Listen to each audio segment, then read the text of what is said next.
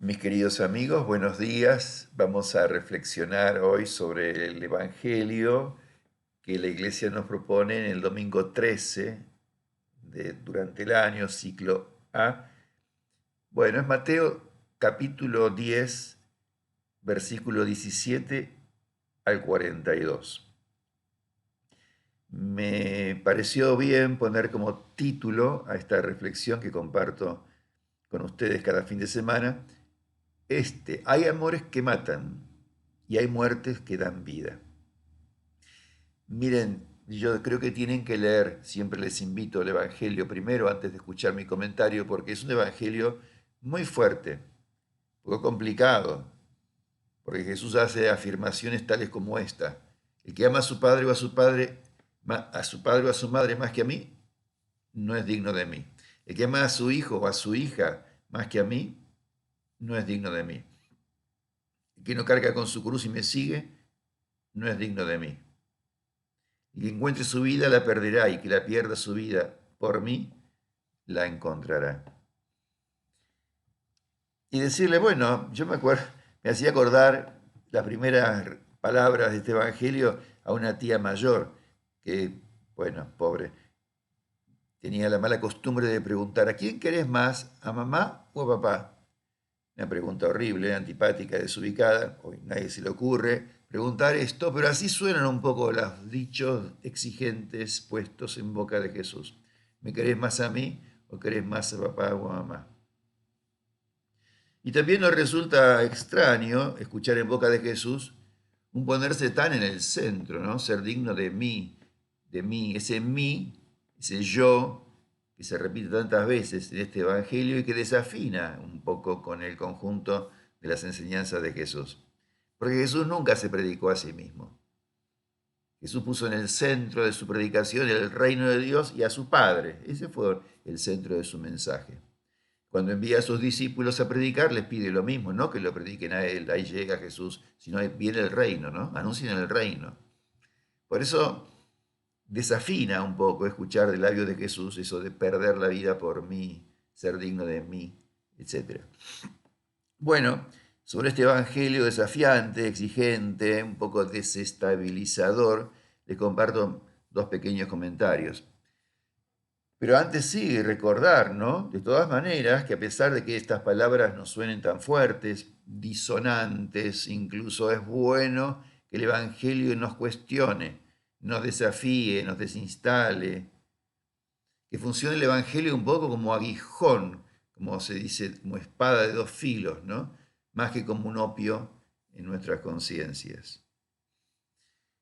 Primeramente, sobre las preferencias del amor. Lo menos que podemos decir es que esa comparación entre el amor a Él y a cualquiera de esos otros vínculos íntimos, familiares, a los que Jesús se refiere, es que son amores distintos, ¿no? Y que el más y el menos, es decir, la cantidad en el amor, no es algo que se pueda aplicar así, cuantificar el amor. Porque se ama o no se ama. El amor no tiene medida, ¿no? Como dice ese famoso dicho, la medida del amor es amar sin medida. Pero sí hay amores diversos, ¿no? Por eso hay amores distintos, amores diversos. El amor de amistad, el amor entre hermanos, el amor a los padres, el amor en la pareja, el amor a mis alumnos, el amor a los pobres. Algunos pueden tener matices más eróticos y están muy bien, otros más o menos desinteresados, algunos es más recíproco, otros no son nada recíprocos, ¿no? El amor a los enemigos, por ejemplo. Algunos puede estar acompañado y está normalmente acompañado de diferentes sentimientos y otros nacen y se sostienen más desde la voluntad o desde el deber, ¿no? Son amores distintos, como les decía. Y ahora recordemos que ese texto que hoy leímos, espero que lo hayan leído, termina hablando del vaso de agua fresca dado a los más pequeños. Y Jesús en otro lugar, de modo más explícito, dice que ese vaso de agua o cualquier cosa buena o mala hecha al más pequeño, se la hacemos a Él. ¿Ven? Entonces quiere decir que no se pueden hacer dicotomías, ¿no? Porque cuando amo al más pequeño, cuando amo y sirvo a los pobres, cuando amo a mi mujer y a mis hijos, lo estoy amando a Jesús presente en todos ellos. Y por si nos queda alguna duda, recordemos que el nuevo mandamiento de Jesús, el mandamiento que nos da en la última cena, según Juan, ¿no? No es amarlo a Él o amar a Dios sobre todas las cosas. El mandamiento nuevo de Jesús es ámense unos a otros, entre nosotros, como yo los amé. O sea, hasta dar la vida por los demás. Entonces, uno tiene que preguntarse nuevamente, ¿qué podrá decirnos hoy esta frase que seguramente Jesús no la dijo, pero la comunidad cristiana en su camino de fe puso en boca de Jesús? A mí me parece que nos previene de que hay momentos, situaciones disyuntivas en la vida en las que el seguimiento de Jesús, el Evangelio, el reino, puede exigir una opción, puede enfrentarnos con alguna decisión que postergue o que priorice la fidelidad al Evangelio por sobre afectos muy queridos. Y esto no significa que yo ame más o menos a nadie. Yo no amo más o no amé más o menos a mis padres porque un día decidí seguir a Jesús en la vida consagrada. Y el que contrae matrimonio no ama más o menos a sus padres porque decide contraer matrimonio o algún día irse con su familia al extranjero, por las razones que sean. O no amamos más o menos a un hijo que a otro cuando una madre se interna con un hijo enfermo un mes en un hospital. Bien, dicho esto, en segundo lugar, me parece lindo preguntarnos qué hay detrás de ese mí que se repite tantas veces, 7 veces en este corto texto, dice Jesús mí. Nos cuesta incluso sospechar que Jesús haya pronunciado estas palabras, poniéndose Él así en el centro de la escena. Como les decía, siempre Jesús puso el reino como corazón de su mensaje y a su Padre como referente absoluto de todo lo que hacía y de todo lo que decía. Por eso suena mejor escuchar a Jesús decir, así sería, ¿no? El que ama a su padre o a su madre más que al Padre, o el que pierda su vida por el reino, no por mí, por el reino, porque Jesús no fue un maestro ególatra, como algunos gurús o como ciertos pastores, o incluso como algunos fundadores católicos de congregaciones o movimientos religiosos nuevos. No fue eso Jesús. Jesús cuando dice mí, no es como nosotros que decimos un mí posesivo, mí que refiere a un yo egocentrado. El mí de Jesús incluye a todos, porque Jesús se identifica con todos y con todas y con todo.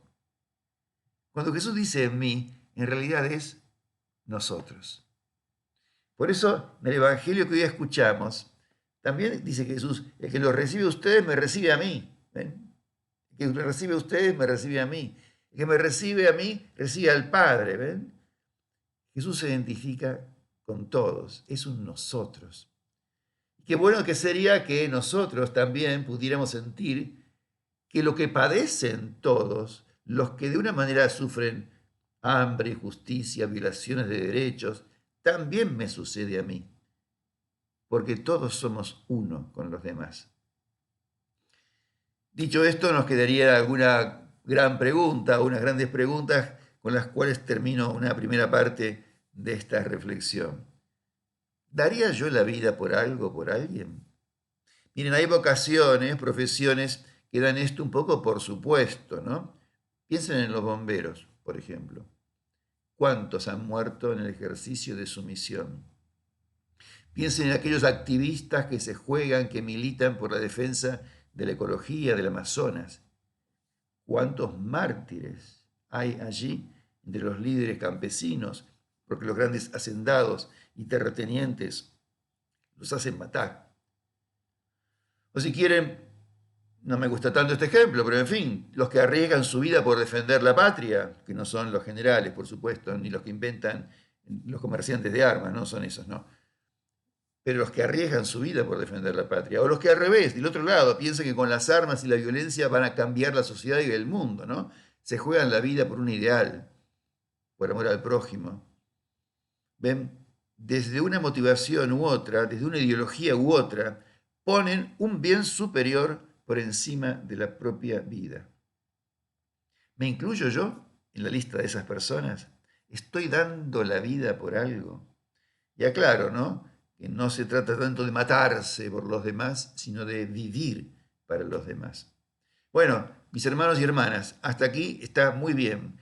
Les recomiendo quizás cortar, hay materia suficiente para reflexionar, discernir, orar, meditar. Ojalá lo pudiéramos hacer en comunidad, ¿no? Con algún grupito. La palabra hay que compartirla, igual que la mesa de la Eucaristía. Que tengan una buena semana y para los que tengan un ratito más, no corten y sigo en un pequeño comentario que tiene que ver con las opciones que nos puede exigir seguir a Jesús y vivir su evangelio. O defender determinados principios y valores. Y no voy a entrar en muchos casos concretos, pero pondré algún ejemplo. Pónganle, si soy juez y tengo que condenar a un narco, ¿lo haría? Sabiendo que ese narco es narco, ¿eh? ¿Lo haría si recibo una amenaza de muerte para mi familia?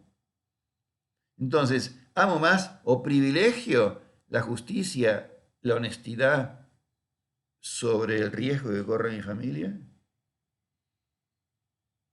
Situaciones, una situación. Otra, si descubro un defalco en un banco, en una compañía petrolera o lo que fuera, ¿arriesgo mi trabajo, el bienestar de mi familia? ¿Lo denuncio y me meto en líos sabiendo que me van a amenazar y que más de uno que denunció desapareció? ¿O me hago el tonto? Voy a otro ejemplo. Si veo un accidente, un herido, ¿me detengo? Sabiendo que me meto en líos, que pierdo mi tiempo, que tal vez me acusan a mí, que tal vez arruino mis vacaciones. ¿Ven? Sin necesidad de buscar ejemplos tan dramáticos, pero reales, ¿eh? Reales, son dramáticos pero reales. Con seguridad, en mil cosas pequeñas de nuestra vida cotidiana se nos exige muchas veces dar la cara, expresar nuestro desacuerdo, hacer una crítica constructiva o una corrección fraterna, decir algo que no es políticamente correcto, meternos en líos por Jesús y su Evangelio. Ven, como les decía, el Evangelio de hoy es un aguijón. Nos pone entre la espada y la pared. Nos pregunta o nos hace preguntarnos, ¿hasta dónde estoy yo dispuesto a jugarme por Jesús? Lo que equivale a decir, por la verdad, por la justicia, por la liberación, por la paz, por la integridad de la creación, ¿hasta dónde estoy dispuesto a jugarme por Jesús y todas estas cosas que son cosas de Jesús? Y finalmente, bueno, vuelvo al tema del amor, ¿no? Porque todo empezó por aquí. Jesús pregunta y cuestiona sobre el amor. ¿A quién amas? Porque el amor es el espíritu, es el motor, es la energía que puede llevarnos a entregar la vida. Sin amor, lo recuerda Pablo, ustedes se acuerdan, ¿no? El texto famoso, aunque entregue mi cuerpo a las llamas, mis bienes a los pobres, no sirve para nada. Entonces, de ninguna manera Jesús pide que abandonemos a nuestros padres o nuestra familia.